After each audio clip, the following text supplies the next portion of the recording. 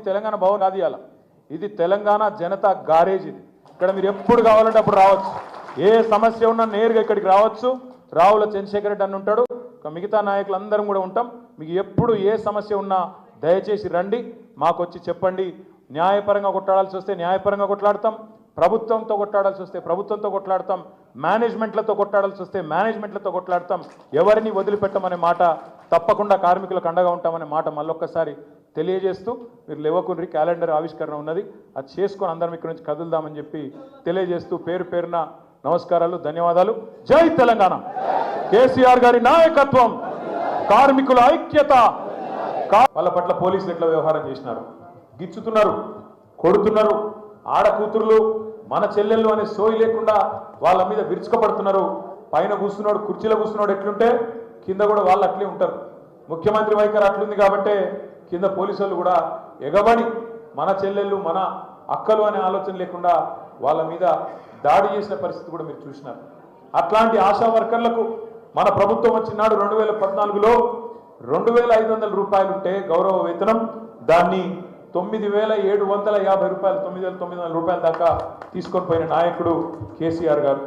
విఆర్ఏలు, village revenue అసిస్టెంట్లు, వాళ్ళకు 6000 వస్తుండే దాన్ని 11500 చేసిండు. ఐకేపీ ఉద్యోగులకు హెచ్ఆర్సీ పాలసీ అమలు చేసిండు. విఓఏలకు 2000 నుంచి 6000 పెంచిండు. ఆర్పీలకు, రిసోర్స్ పర్సన్స్కు 6000 రూపాయలు వచ్చింది. ఇప్పుడే మా దేవి ప్రసాద్ అన్న చెప్తున్నాడు, ఆర్పీలకు 6 నెలలు జీతాలే దిక్కులేవు. ముఖ్యమంత్రి గారు డైలాగులు కొడుతుంటాడు, మొదటి రోజే జీతాలు ఇస్తున్నాను. ఇవాళ 8 నెలల నుంచి ఆర్పీలకు జీతాలు లేవు. మున్సిపల్ కార్మికులకు 3-4 నెలల నుంచి జీతాలు లేవు. ఇది వాస్తవ పరిస్థితి ఈరోజు ఈ రాష్ట్రంలో. జిహెచ్ఎంసీ కాంట్రాక్ట్ ఉద్యోగులకు ఇప్పుడే నేను చెప్పిన మీకు 3 సార్లు పెంచిండు.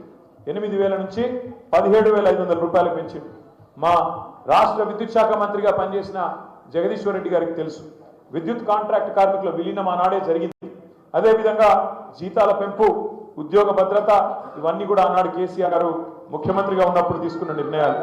ఉపాధి హామీలో పనిచేసే ఫీల్డ్ అసిస్టెంట్లకు 8000 నుంచి 10500 చేసిండు. హోంగార్డుల జీతాలు, ఇది ఒక్కటి చెప్పాలి నేను మీకు. మొన్న ఎక్కడికో పోయినా నేను, ఒక హోంగార్డు కలిసిండు తమ్ముడు, కలిస్తే ఛాయ్ చేసి ఇచ్చిండు. నాకు ఛాయ్ తెచ్చి ఇస్తే నేను అడిగిన, ఎట్లున్నారు తమ్ముడు అన్న, కళ్ళలో నీళ్ళు పెట్టుకున్నాడు. అన్న 9000 ఉండే జీతాన్ని 27,000 చేసిండన్న కేసీఆర్ గారు, మాకు దేవుడు అన్న ఆయన. ఎందుకు కొట్టిరో మరి నాకు తెలియదు, కానీ రాష్ట్ర ప్రజలు మాకు మాత్రం దేవుడు అన్న. ఆయన ఉంటే ఇంకా మాకు లాభం జరుగుతుండే, మేము ఈ పాటికి పోలీసు వాళ్ళు అయిపోతుండే, పోలీసులతో పాటు మాకు కూడా స్కేల్ వస్తుండే. మాకు 9000 ఉన్నదాన్ని 3 రెట్లు పెంచి ఇలా 3 పూటలు అన్నం తింటున్నా అంటే కారణం కేసీఆర్ అన్న అని చెప్పి ఆ పిల్లగాడు కళ్ళలో నీళ్లు పెట్టుకున్నాడు. అట్లాగే ఇక రాష్ట్ర ప్రభుత్వ ఉద్యోగుల గురించి అయితే మీకు తెలుసు, కేంద్ర ప్రభుత్వ ఉద్యోగుల కంటే, తెలంగాణ ఉద్యమంలోనే చెప్పిండు కేసీఆర్ గారు, కేంద్ర ప్రభుత్వ ఉద్యోగుల కంటే అత్యధిక పే స్కేలు మీకే ఇస్తా, తెలంగాణ ధనిక రాష్ట్రం, ఖచ్చితంగా మిమ్మల్ని కాపాడుకుంటా కడుపులో పెట్టి అని చెప్పి 73% జీతాలు పెంచి భారతదేశంలోనే అత్యధిక ప్రభుత్వ వేతనాలు ఇచ్చే రాష్ట్రం ఎక్కడ ఉంది అంటే తెలంగాణ రాష్ట్రం అనే విధంగా రాష్ట్రంలోని లక్షలాది మంది, 3.5 లక్షల మంది ప్రభుత్వ ఉద్యోగులకు, అదేవిధంగా దాదాపు 12 లక్షల మంది అవుట్ సోర్సింగ్ కాంట్రాక్ట్ ఉద్యోగులకు కూడా పిఆర్సీని వర్తింపజేసిన ఒకే ఒక్క ప్రభుత్వం భారతదేశంలో తెలంగాణ ప్రభుత్వం మాత్రమే. ఇది చిన్న విషయం కాదు. కాంట్రాక్ట్ అవుట్ సోర్సింగ్ ఉద్యోగులకు ఎన్నడూ పిఆర్సీ వర్తింపజేయలే ఎవరు. కానీ ఒక కేసీఆర్ గారు వచ్చినాక ఇలా ఆనవాయితీగా మారింది. రేపు కాంగ్రెస్ ప్రభుత్వానికి కూడా ఇయ్యక తప్పదు. అట్లాగే ఇప్పుడే అన్న చెప్పినట్టు, కేవలం మనం కార్మికులు అంటే ఏమనుకుంటాం, అసంఘటిత రంగంలో పనిచేసే వాళ్ళు, లేకపోతే మన ఫ్యాక్టరీలలో పనిచేసే వాళ్ళు కార్మికులు అనుకుంటాం. కానీ కేసీఆర్ గారి ఆలోచన ఎట్లుంటుందంటే, గుళ్ళల్లో పనిచేసే అర్చకులు, మసీదులలో ఉండే ఇమాంలు, మౌజన్లు, వాళ్ళ బతుకు కూడా కార్మికుల బతికే కదా, వాళ్ళకు మాత్రం ఎక్కడున్నది ఉద్యోగ భద్రత, వాళ్ళకి ఎక్కడున్నది జీతం అని ఆలోచించి అటు అర్చకులకు, ఇటు ఇమాంలకు, మౌజన్లకు కూడా గౌరవ వేతనం ఇచ్చిన ఒకే ఒక్క నాయకుడు భారతదేశంలో కేసీఆర్. అట్లాగే బీడీ కార్మికులు, ఇక్కడ మా ఈ వేదిక మీద కూర్చున్న వాళ్ళు కానీ ముందున్న వాళ్ళు కానీ చాలామంది గతంలో సిఐటియులో, ఏఐఎస్ఎఫ్లో, దాని ఏమంటారు ఏఐటియుసిలో, రకరకాల కార్మిక సంఘాల్లో పనిచేసిన నాయకులు ఉండింటారు. మీకు తెలుసు, భారతదేశంలో కమ్యూనిస్టు ప్రభుత్వాలు కూడా కొన్ని ఉండే, త్రిపురలు ఉండే, బెంగాల్ ఉండే, ఇలా కేరళలో ఉన్నది, ఇంకా వేరే దగ్గరలో కూడా ఉండే.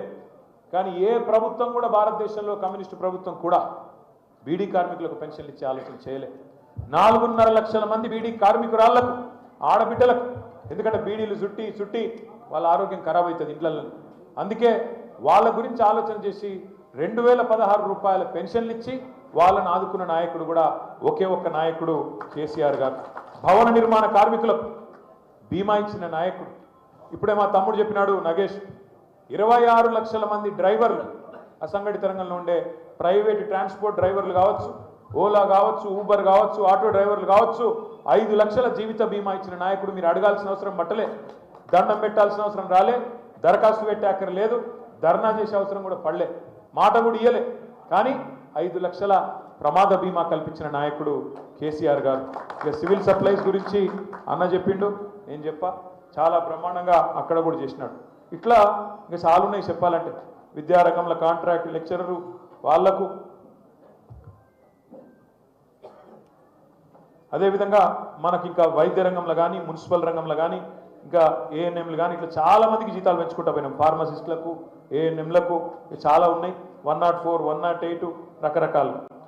నేనేమంటున్నా అంటే దయచేసి మీరు ఒక్క మాట జాగ్రత్తగా వినాలి. ఇది వినుడే కాదు, 10 మందికి చెప్పాలి. చాలా ముఖ్యమైన మాట ఇది. తమ్ముడు ప్రమోద్ మాట్లాడుతూ ఒక మాట అన్నాడు. ఏమన్నాడు?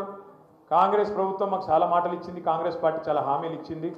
ఇవాళ పోయి వాళ్ళని అడిగితే, ఏమయ్యా మాకు హామీలు ఇస్తారు కదా, అమలు చేస్తలేరు, ఏం సంగతి, చాలా మాటలు చెప్పిండ్రు కదా అంటే వాళ్ళు ఒక్కటే చెప్తుండ్రు, మీకు జీతాలు ఇచ్చుడే ఎక్కువ, కేసీఆర్ రాష్ట్రాన్ని దివాలా దించిపోయిండు, అప్పుల పాలు చేసిపోయిండు అని మాట్లాడుతుండ్రు అని చెప్పి ప్రమోద్ చెప్పిండు.